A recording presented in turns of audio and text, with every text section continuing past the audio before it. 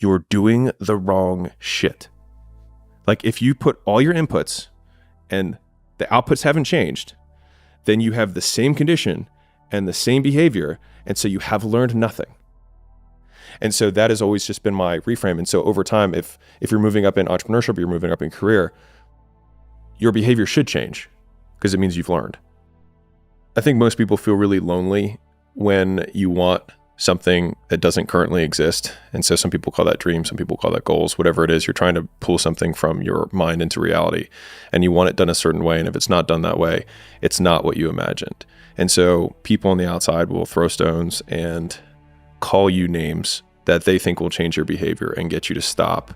When those stones get hurled at you by being called a control freak or by saying you micromanage things or that you have incredibly high standards, the answer is yes, because I want it done right the first time. And I think all of the great things that have happened for humanity have been from one man or woman who had an idea and just wouldn't let people shake it from them. So there's there's a teacher and he's got 2 classes that he teaches. And one class, he says, the only assignment for this whole semester is that you come back with a perfect clay pot. That's it. That's the assignment. The other class, he says, your objective is to make the most total quantity of clay pots and you'll be measured by how many pots you make. And at the end of the quarter, the pots that came from the team that had to just make sheer volume, not only did they make more pots, but the quality of all of their pots was better compared to the teams that only had to make one. And it just underlines the biggest lesson that I've learned in my life, which is that volume negates luck. Yeah, the idea of getting upset about people copying is just ridiculous. Unless you have that trail of bodies behind you that led you to figure out this one thing, when there is a kink in the system because some external condition changes, which it always will, they then don't know, which means you're always still going to be ahead, right? Somebody who's all the way zoomed out, just like, yeah, copy paste that. They're like, they're late because they have to see that it's working consistently. So they're already 3-6 months behind. Then they start trying to figure out how to implement it. And then they start implementing it. And then what they don't see is the things that made the conditions that made it work to begin with. And so like, if you just assume that you're always in the lead, then it means sure, 2nd through 10th place will always copy number 1, but to the victor go the spoils. And so you will, like, no one gives a shit who is 4th place at the Olympics. I define words a lot because it helps me kind of like make sense of the world. And like exceptional is like an obvious one, right? We use the word exceptional like you are not like everyone else. But even saying it like that, like you are not like everyone else. And so if someone says you're not like everyone else, then you can just reframe that as like, I am exceptional. And that's not a bad thing. For me, it comes down to truly valuing your opinion of yourself more than other people's opinion of you. And it's an easy thing to say, and it's incredibly hard to do. But I mean, a lot of people will make content. So obviously I make stuff for me too. Like talk about artists making things for themselves. Like I make most of my tweets are just like notes to self. But like if I ever feel like I have to sacrifice who I am or the values that I believe in order to like get more views or something like that, I see it happen more times than not because the algorithm and the views and the likes become kind of a proxy for conforming in their own way. Like everyone likes this type of thing, do more of that. And that makes me feel very like dance monkey dance. And I think there's few things that kill my soul more than that. And so I would rather the algorithm shut me off tomorrow and I continue to make stuff that I find interesting, that 10 people find interesting, that is actually the same stuff as me, than just have these viral hits that I feel like I'm Ronald McDonald in, and just feel like I've completely lost my soul. And I do think, as a side note, that if you do the first one where your intention is to maybe help find the 10 people who are really interested in your thing, you probably will create more of the viral hits. But when you solve for the other way, I think you accomplish neither.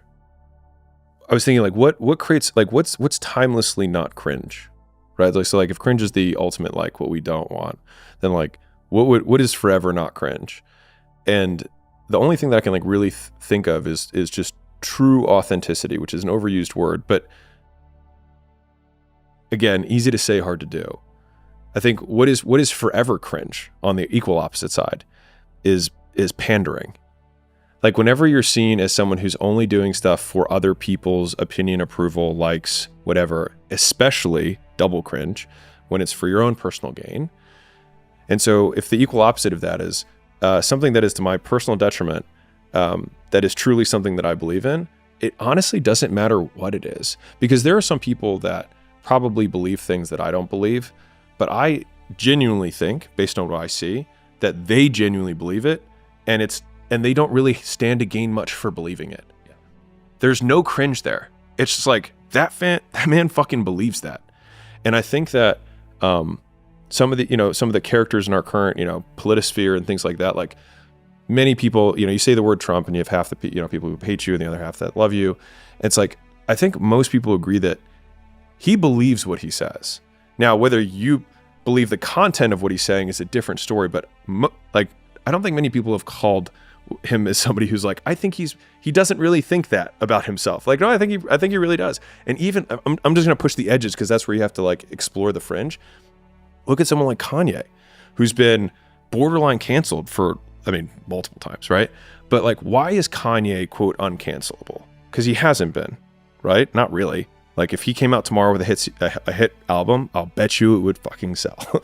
Because I think that, at least for me, from what I see, I think he does what he believes. And people might be like, he's mentally unstable. There's all these other things, but like, no one thinks he's being fake.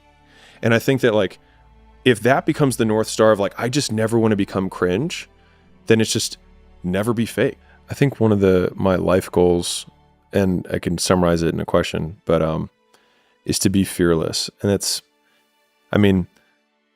equal opposite, courage is another word. But I love this question, which is, what would you do if you weren't afraid? And I love thinking about that when I'm thinking about big life decisions. Like, what would I do if I weren't afraid? And it's usually like the big one, the bigger thing that I really want to do, but I'm afraid to do it. It's like, that's what I should do. Like, what would I do if I weren't afraid? And what would I do if I knew I couldn't fail?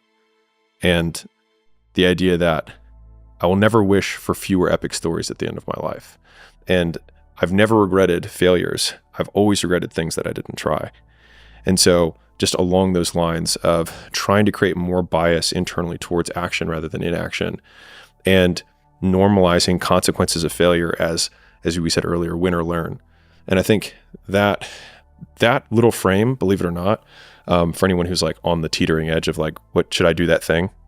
When I was debating quitting my job, which is still the hardest decision I've made to this day, still of the many that I've made, was I figured that if I didn't make the entrepreneurship thing work, I would have a hell of a story for business school. And that was actually like the reasoned argument that I gave myself for being willing to quit, was that I think that with my experience, I'll still be able to get a job, and I'll have a really cool story of entrepreneurship that I could use to apply to get into business school and then eventually get a job later. And so most times we catastrophize any failure to death, right? Which is like, I'm gonna fail, I'm gonna lose all my money, I'm gonna be homeless, no one's gonna talk to me, and I'm gonna die. Nothing great was ever achieved by people who tried to be great at all things. I think that's an ode to being willing to take huge amounts of imperfect action towards one goal, and being willing to sacrifice other things for an extended period of time, despite the fact that other people will say they're making a sacrifice. Like when we enter seasons, I call it, the season of no, which is where I have an extended duration where I say no to almost everything. And most people say that's unbalanced. And they hurl that as though it's a bad thing. They're like, that's so unbalanced. And you're like, yes, that's the point.